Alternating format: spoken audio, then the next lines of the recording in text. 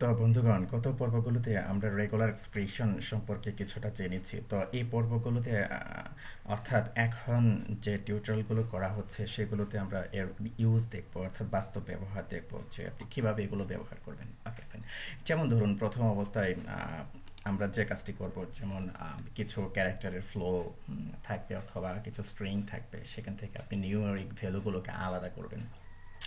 যেমন এগুলো কীরকম হতে পারে, যেমন ধরুন আমি লিখলাম যে ম্যাঙ্গো, সাপোজ ম্যাঙ্গো আমি এখানে দিলাম, সাপোজ ধরুন আমি 82 দিলাম বা 85, সাপোজ এরকম দিলাম ম্যাঙ্গো। তারপরে ধরুন আমি দিলাম যে ব্যানানা, ব্যানানা, ওকে। ব্যানানার সংখ্যা সাপোজ আমি দিলাম 980 এরকম। তারপরে ধরুন আমি দিলাম যে অ্যাপল, ওকে। তো অ্যাপল দিলাম সাপোজ 9908, সাপোজ এরকম কিছু দিলাম, ওকে। তো এটা ধরুন একটা স্ট্রিং আপনি এইভাবে নিলেন ইনপুট থেকে, হ্যাঁ। তখন আপনি কি করতে চাচ্ছেন, আপনি এখান থেকে যে নিউমেরিক যে ভ্যালুগুলো আছে এই ভ্যালুগুলো আলাদা করবেন রেগুলার এক্সপ্রেশনের মাধ্যমে। তো এটা একটা সিকোয়েন্স হতে পারে, ক্যারেক্টারের ধারা হতে পারে। আবার ধরুন আমি দিলাম যে 802 দিলাম, তারপরে দিলাম সাপোজ আমি এ বি সি, জাস্ট এরকম দিলাম, ওকে। তারপরে ধরুন আমি দিলাম যে এরকম কিছু একটা দিলাম, তারপরে আমি দিলাম এক্স ওয়াই জেড, ওকে, এক্স ওয়াই জি অ্যাকচুয়ালি। তারপরে ধরুন আরও কিছু আমি দিয়ে নিলাম, সাপোজ আমি দিলাম যে 68 বা 64। তো এটা একটা ক্যারেক্টারের ফ্লো হতে পারে। তো এখান থেকে ধরুন ভেতর থেকে এই যে নিউমেরিক ভ্যালুগুলো আছে, ভ্যালুগুলো আপনি রেগুলার এক্সপ্রেশনের মাধ্যমে আপনি কি করবেন, আলাদা করবেন, ওকে। তো এটা একটা গেল। তারপরে ধরুন আরও হতে পারে, সাপোজ $1 হতে পারে, তারপরে $2 হতে পারে, তারপরে এরকম আরও ডলার, সাপোজ আপনি কিছু এরকম দিলেন, এরকম হতে পারে। তো এটা অ্যাকচুয়ালি ডলার হবে, ওকে। তো এরকম হতে পারে। তারপর ধরুন আরও কিছু এরকম আপনি দিলেন যে এ বি সি, তারপরে ব্র্যাকেটের মধ্যে আরও এরকম দিলেন সাপোজ 200, জাস্ট এরকম। তো এরকম কিছু স্ট্রিং অর্থাৎ ক্যারেক্টারের ফ্লো আপনি এরকম দিয়ে নিয়েছেন। তো যেখান থেকে আপনি ম্যাচ করবেন অ্যাকচুয়ালি শুধু নিউমেরিক যে ভ্যালুগুলো আছে, নিউমেরিক ভ্যালুগুলো আপনি ম্যাচ করে নিয়ে আসবেন। তো এটা কিভাবে করবেন, তো এটা আমরা কি করব, রেগুলার এক্সপ্রেশনের মাধ্যমে আমরা কি করব, এটাকে আলাদা করব। তো এখানে ধরুন এই যে বাটন বা আরও যে বিষয়গুলো আছে আমি কি করছি, এগুলোকে রিমুভ করে নিচ্ছি, ওকে। রিমুভ করে নিচ্ছি। তো রিমুভ করে নেওয়ার পর আমার এরকম অবস্থা আসলো, ওকে ফাইন। তো এর জন্য ধরুন আমরা একটা ইন্টারফেস তৈরি করে নেব। অ্যাকচুয়ালি কিছু ডিজাইন আমরা করে নিতে পারি। যেমন ধরুন যে কাজটি করবো, আমরা এখানে একটা টেবিল নিয়ে নিই, ওকে। টেবিল, টেবিল, টেবিল, ওকে। তো টেবিলের মাঝে অ্যাকচুয়ালি খুব কুইকলি ডিজাইন করার জন্য আমরা টেবিল নিচ্ছি। তো ধরুন এখানে হবে কি, অ্যাকচুয়ালি টেবিল রো হবে, টেবিল রো হবে। তারপরে ধরুন আপনি এখানে লিখলেন যে টেবিল ডাটা, টিডি, টিডি, ওকে। তো টিডি সাপোজ এরকম নিলাম। তো এখানে দিলাম যে ইম্পোর্ট অথবা ইউর ইম্পোর্ট, জাস্ট এরকম আমি দিয়ে নিলাম, ইউর ইম্পোর্ট দিলাম। তো ইউর ইম্পোর্ট দিলেন। আর এখানে ধরুন আপনি যে ইম্পোর্ট নেবেন অবশ্যই আপনাকে কি করতে হবে, একটা ফিল্ড তৈরি করে নিতে হবে, তাই না।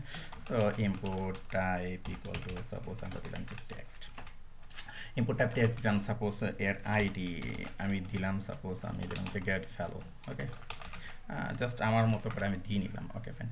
তো ধরুন কি করছি, এখন আমি এটাকে রিফ্রেশ করছি। রিফ্রেশ করার পর আচ্ছা এখানে কিছু বিষয় আছে, আমরা এর আগে এই যে এরকম করেছিলাম। তো ইম্পোর্টটা সাপোজ ধরুন আমি করে দিলাম যে 300, ওকে।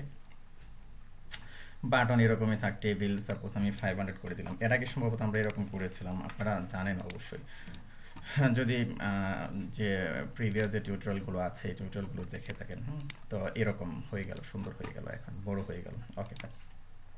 তো একটা ইম্পোর্ট দিলাম। তো এখানে ধরুন আপনি এখানে ইম্পোর্ট দিলেন, ইম্পোর্ট দেওয়ার পর ধরুন আপনি এটাকে চেক করবেন অথবা কনভার্ট করবেন, অথবা আপনি গেট ভ্যালুগুলো আপনি ধরবেন, এগুলো আবার শো করাবেন। তো এগুলো করার জন্য ধরুন আমরা যে কাজটি করতে পারি, এখানে একটা নিলাম, দুটা নিলাম। তো এখানে ধরুন আপনি কি করবেন, এখানে একটা বাটন আপনি দিয়ে নিতে পারেন। সাপোজ যে কাজটি করেন, ইম্পোর্ট টাইপ এরকমই থাক, আমি এখানে বাটন দিয়ে নিই এটাকে, ওকে। বাটন এরকম দিয়ে নিলাম। তো ভ্যালু সাপোজ আমি দিলাম যে value equal to check, check it অথবা শুধু চেক। তো এখানে যে চেক করবে, আপনি যে বাটনটা দিচ্ছেন, এই যে এখানে যে বাটনটা দিচ্ছেন, বাটনটা তে ক্লিক করলেই কী হবে, ইভেন্টটা সংঘটিত হবে। তো তার জন্য যে কাজটি করবেন অবশ্যই এখানে একটা event, actually on click event আমরা এখানে সংঘটিত করতে পারি, অন ক্লিক, ওকে। এখানে আমরা দিলাম সাপোজ গেট ভ্যালু অথবা গেট ভ্যালু আমরা উপরে দিয়ে নিয়েছি, যার কারণে এরকম দেখাচ্ছে।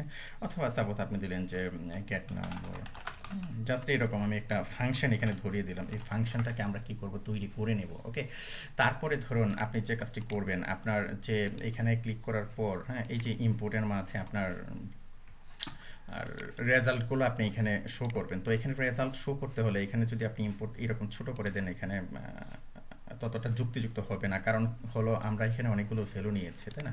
তো এগুলো আমরা নিচে নিচে শো করব। তো যেহেতু আমরা এরকম নিচে নিচে শো করব, আমরা যে কাজটি করতে পারি, আমরা একটা টেক্সট এরিয়া নিতে পারি।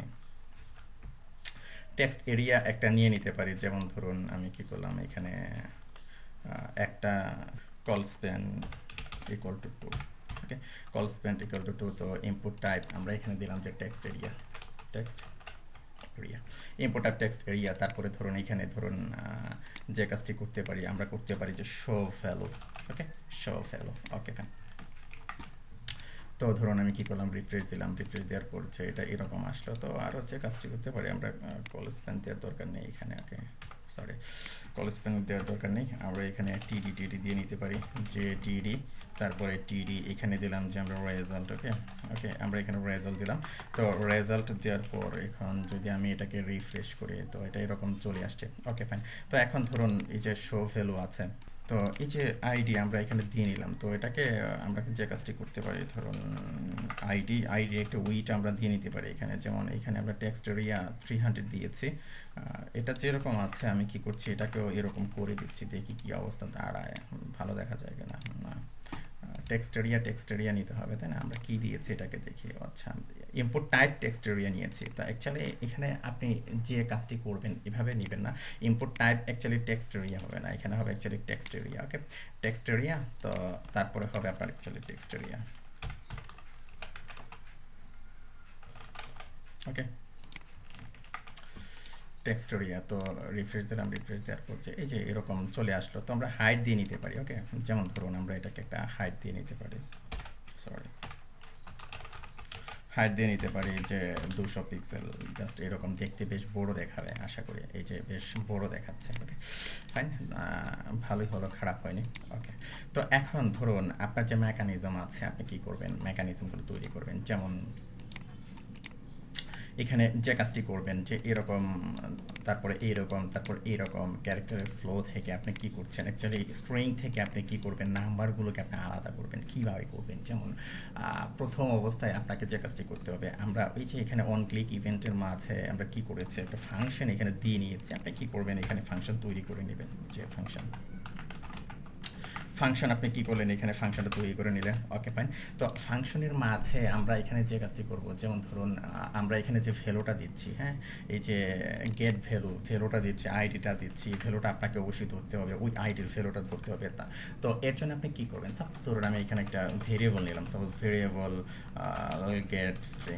গেট স্ট্রিং এরকম একটা ভেরিয়েবল নিলাম। তো এটা হবে actually document dot get element by ID, অবশ্যই এগুলো জানেন আপনারা। Okay, document dot get element by ID. Okay, ID.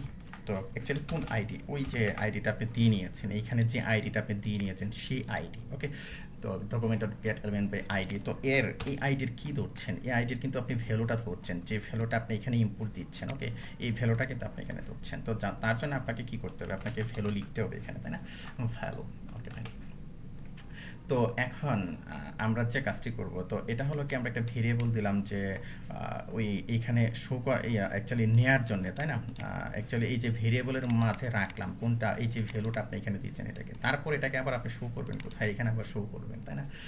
তো এটা শো করানোর জন্য যথারীতি আপনাকে যে কাজটি করতে হবে, যেমন ধরুন এই যে এরকমভাবে আপনি নিচ্ছেন, জাস্ট এরকম দিলেন। তো এটা হবে document dot get element by ID dot value. ভ্যালুর মাঝে আপনি কি করবেন, রেজাল্টটা শো করবেন। সাপোজ এখানে আমি একটা ফার্ড আমি দিলাম যে রেজাল্ট। ওকে, রেজাল্টটা আমি কি করবো, তৈরি করে নেব। তো এখানে হবে অ্যাকচুয়ালি শো ভ্যালু, অর্থাৎ আপনার ওই যে রেজাল্টটা আপনি পাচ্ছেন অ্যাকচুয়ালি কনভার্ট করে, অ্যাকচুয়ালি আপনি রেগুলার এক্সপ্রেশন দিয়ে আপনি যখন এটাকে নিচ্ছেন। ওকে, তো এই রেজাল্টটাকে আপনি কি করবেন, রেজাল্টটাকে আপনি এখানে শো করবেন। ওকে, তো কোন রেজাল্টটা, যে রেজাল্টটা আমরা কি করব এখানে নিব, যেমন যেমন কীভাবে আপনি নিচ্ছেন, যেমন ধরুন এখান থেকে আপনি কি করতে চাচ্ছেন, যেমন এখানে আপনার স্ট্রিংয়ের মাঝে যে নিউমেরিক ক্যারেক্টারগুলো আছে সেই ক্যারেক্টারগুলো আপনি নিতে চাচ্ছেন। তো রেগুলার এক্সপ্রেশন দিয়ে আপনি কি করবেন, এটাকে আলাদা করবেন কোনটা, এই যে গেট স্ট্রিং, তাই না, গেট স্ট্রিংয়ের মাঝে রেখেছেন গেট স্ট্রিং ডট, এখানে যে মেথডটা আপনি ব্যবহার করবেন সেটা হলো অ্যাকচুয়ালি ম্যাচ মেথডটা আপনি ব্যবহার করবেন। ওকে, তো তার জন্য অলরেডি জানেন আপনারা যে এখানে স্ল্যাশ দিতে হবে, এটাকে অ্যাকচুয়ালি বলে যে ফরওয়ার্ড স্ল্যাশ। তো যাই হোক, নাম আপনারা এগুলো দেখে নেবেন, হ্যাঁ, কোনটাকে ব্যাক স্ল্যাশ বলে, কোনটাকে ফরওয়ার্ড স্ল্যাশ বলে। ওকে ফাইন, তো এরকম স্ল্যাশ আমি দিলাম। ওকে ফাইন, তো এর আগে আমি আপনাদেরকে বলেছি যে নিউমেরিক ক্যারেক্টার যখন আপনি নেবেন তখন আপনি কি করবেন, তখন এরকম একটা স্ল্যাশ দিয়ে আপনি কি দিবেন, ডি দিবেন, তখন সে কি করবে, অ্যাকচুয়ালি নিউমেরিক যে ক্যারেক্টারগুলো আছে সেই ক্যারেক্টারগুলোকে নেবে।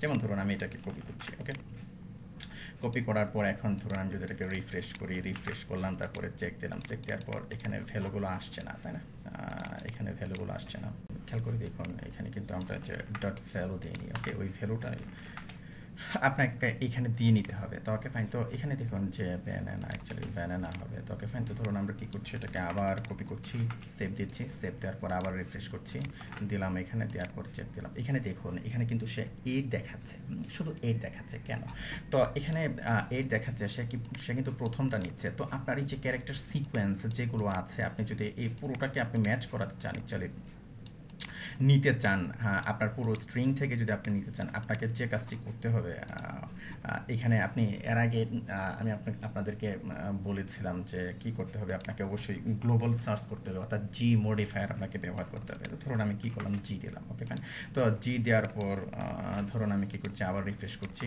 আমার স্ট্রিংটা দিলাম, চেক করলাম, এই যে দেখুন এরকমভাবে আসছে এখন।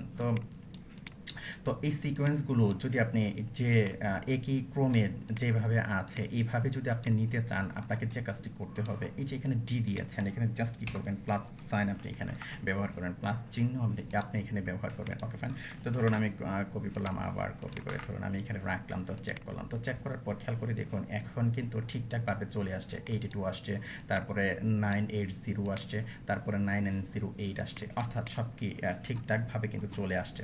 ওকে ফাইন, তো ঠিকঠাকভাবে চলে আসছে। তো এখন ধরুন আপনি যদি চান যে এটা নিচে আপনি ভাসাবেন, তখন আপনাকে এখানে আবার একটু কাজ করে নিতে হবে। যেমন যে কাজটি করবেন, তো এখানে ধরুন আমি কি করছি, একটা ফর লুপ নিচ্ছি। ওকে, একটা ফর লুপ নিচ্ছি এখানে।